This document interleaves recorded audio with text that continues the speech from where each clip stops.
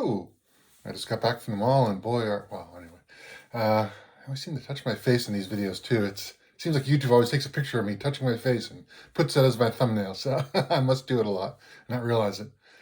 But yeah, I had some sort of flu for the last 2 days, so my voice might still be a little bit scratchy. But I slept well and feeling much better, 110% better than before. Not feeling 110%, that'd be impossible. I can only feel up to 100%. I don't never felt 100% in my life, so definitely feel better than before, but nowhere near the maximum. Probably could feel way up here, but anyway, I was saying a bunch of stuff about people who claim that they love science because I see that all the time, and then I guess there was some controversy because somebody said that because they said, "Oh, well, science is always true," and somebody pointed out that's not actually the case. And that started some online Twitter war or something like that. So I'm going to throw my voice into the ring here. Yeah, you don't love science. You love engineering or technology, or it's the same thing when I talk about alien technology. Somebody posted on there saying, "Well, wouldn't their science be the same as our science? Like if aliens had advanced technology," I claim, then if they landed here and they wanted to be able to do something, they would have to increase our level of technology. And it's not the science that have to increase, right? Science, there is no such thing. There's a scientific method, which is a way of gathering knowledge. You propose a theory and say, I think this is true. Then you go out and test it and try to verify it and try to eliminate all the variables and then say, oh, okay, this has a high probability of being true in this case, under these circumstances. And someone else has to be able to recreate it, given those same circumstances. So if you go back in time, well, if you could somehow, even though I think it's impossible, go back in time, 1,000 years with a laptop, just full of knowledge. It's like, well, that'd be great, but they wouldn't be able to make use of that. They'd have all the knowledge. You could say, look, here, see, this is how a steam engine works, and this is how a computer works, and here's the thing I need to charge my laptop. But they wouldn't be able to build it, and the science would be the same, probably. I don't know, because high probability it would be, but it could be different. Maybe science or some of the constants change over time. The scientific method is set a way of changing or measuring stuff, but you'd have to be able to take a similar equipment. So if you want to measure the speed of light now and the speed of light then, maybe it has changed, but you wouldn't have the equipment back then to measure it unless you went back with like a full lab and all this stuff now. But assuming that, waving all that aside, and saying that whatever you do here, you could recreate there, and whatever an alien race did over there, they could recreate here. And they could measure those constants and measure those variables and come up with theories, and then saying, here's what we think with a high probability how the universe works in these cases here. Well, that leads to engineering, which I call technology always, but it's people like engineering. They like to say, oh, look at the new Mac is coming out, or a new phone, but that's applied science. That's applied scientific knowledge. See, now I'm using the word incorrectly. It's addictive. It gets in there. It's the knowledge, though, right? And it's like somebody says, like GPS systems, right? Because of Einstein's theory of relativity, we have GPS systems. It's able to know because of we're in a gravity well that time changes differently, and therefore our GPSs are more accurate. And it has nothing to do with science at that time. At that point, it's a knowledge. We know that these things are true based on measurements, and the scientific method was used to gain that knowledge. And engineering was used to create the technology or to create the devices we use around it. And so it's more of that. The same thing. It's like, sure, an alien race. There's a counter argument to what they were saying is like alien race. Sure, yeah, they have the same, potentially probably the same science there as here, probably the same universal constants. Given a set of conditions, they could probably recreate the same experiments as here if they brought all their equipment and whatever. But that doesn't necessarily do anything. They could just easily give us the book of knowledge and say, here you go.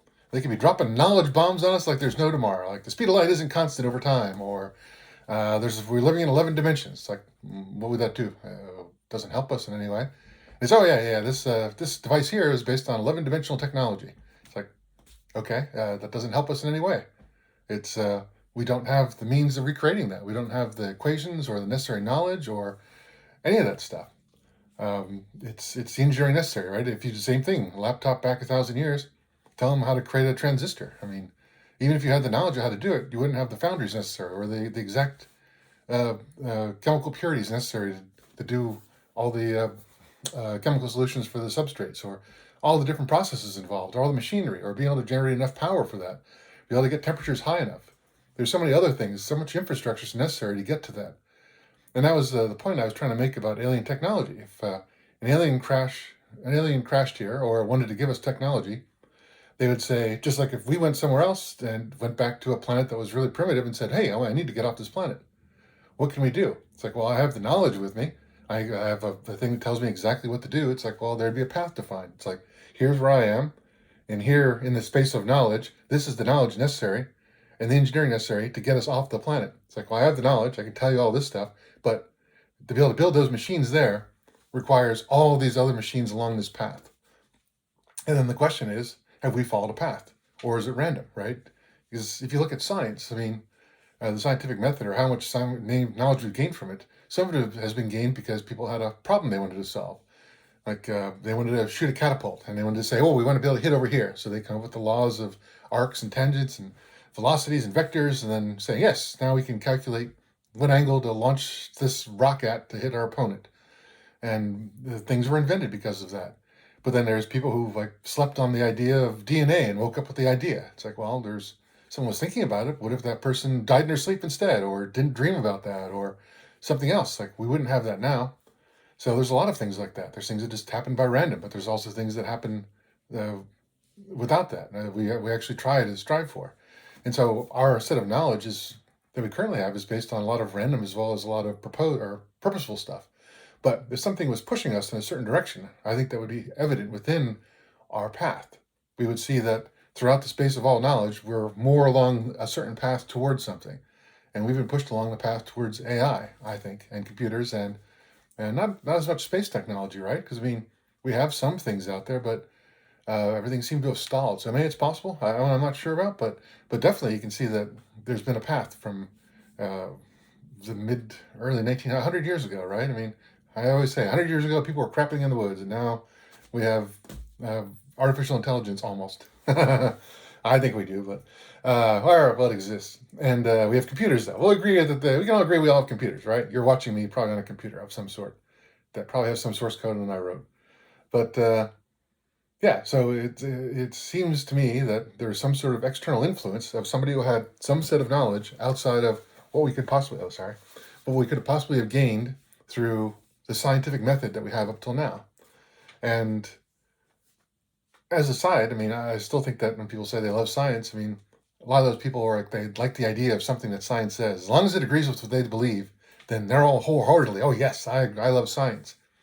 But then when somebody proposes an idea that they don't like, YouTube or a lot of the social media or people in general, scientific community has a history of banning or crucifying or burning or locking people up forever who have different beliefs.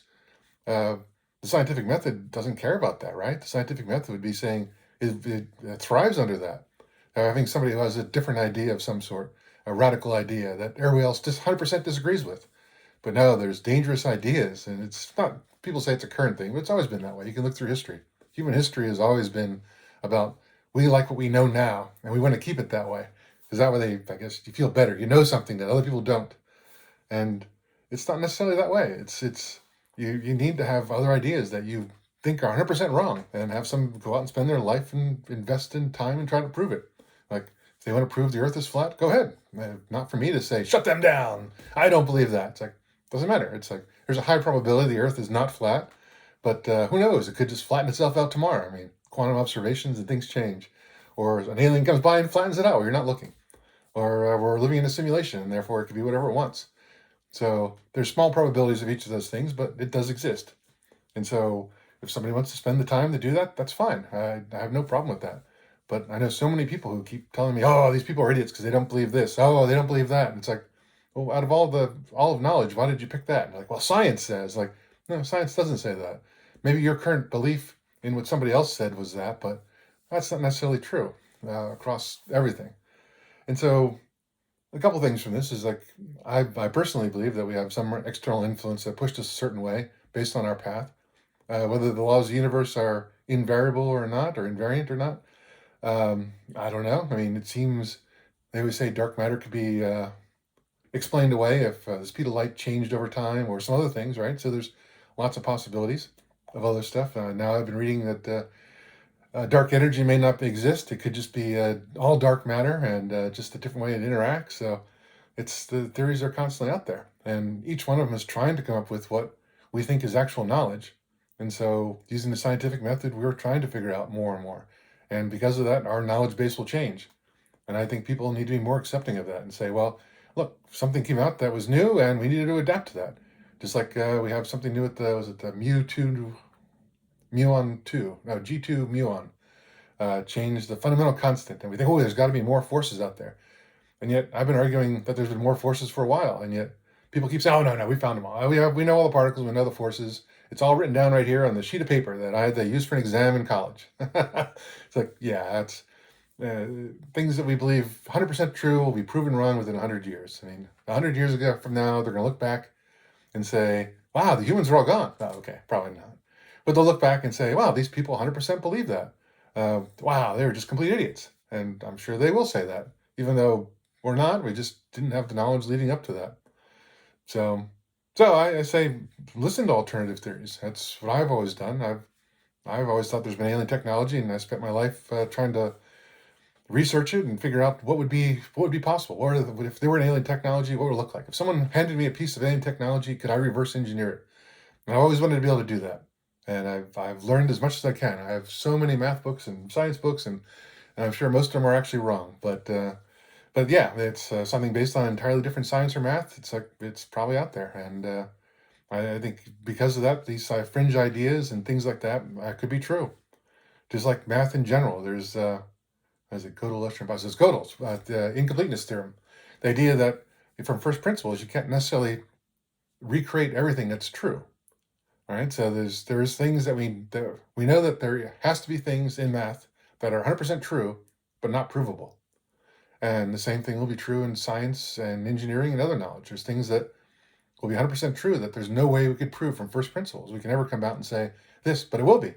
And I think the scientific method helps in that because it goes through observations and then measures it and tries to prove it's true or not, like psychic powers or 11 dimensions or things like that. It's like if someone comes up with a theory and measures it, they can say it's there, even though we have no principles for it. And I really have hope for those kind of things in the future, that people will be open minded and research into these fringe ideas, because the fringe is where we push things forward. At some point, we'll have science that looks like magic to the people of now. And I want to bring that now. That's always been one of my goals. And the only way to find that is to look to the fringes. So see you there.